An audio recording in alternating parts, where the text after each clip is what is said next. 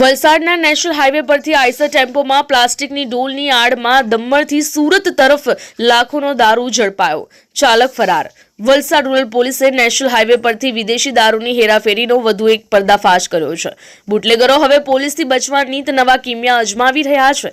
ત્યારે વલસાડના સરોધી ગામ પાસે પોલીસે પ્લાસ્ટિકની ડોલના બોક્સની આડમાં લઈ જવાતો લાખો રૂપિયાનો દારૂ ઝડપી પાડ્યો છે। જો કે પોલીસને જોઈને ટેમ્પો ચાલક ભાગી છૂટવામાં સફળ રહ્યો હતો। વલસાડ રૂરલ પોલીસની ટીમ પેટ્રોલિંગમાં હતી ત્યારે તેમને બાતમી મળી હતી કે દમણથી એક મરૂન કલરનો આઈસર ટેમ્પો વિદેશી દારૂ ભરીને સુરત તરફ જઈ રહ્યો છે। આ બાતમીના આધારે પોલીસે સરોધી ગામ પાસે યુપી ઢાબા નજીક નેશનલ હાઈવે નંબર 48 પર વોચ ગોઠવી હતી।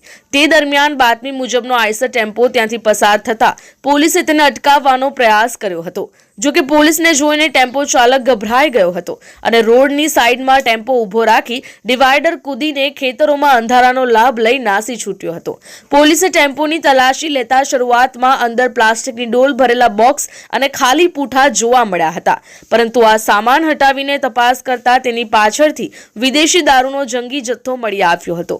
પોલીસે ટેમ્પોમાંથી વિસ્કી અને અન્ય બ્રાન્ડની કુલ 5,604 બોટલ પાઉચ જપ્ત કર્યા છે, જેની કિંમત 11.40 લાખ રૂપિયા થાય છે। પોલીસે દારૂ, મોબાઈલ અને ટેમ્પો મળીને કુલ 16.57 લાખ રૂપિયાનો મુદ્દામાલ કબજે કર્યો છે અને ફરાર ટેમ્પો ચાલક વિરુદ્ધ પ્રોહિબિશન એક્ટ મુજબ ગુનો નોંધી તેને ઝડપી પાડવાની તજવીજ હાથ ધરી છે। અમારી લાઈવ ન્યૂઝ 24 ચેનલને સબસ્ક્રાઇબ કરો, બેલ આઇકોન દબાવો જેથી આવનાર ન્યૂઝ અપડેટ્સની નોટિફિકેશન આપ સુધી સૌથી પહેલા પહોંચે।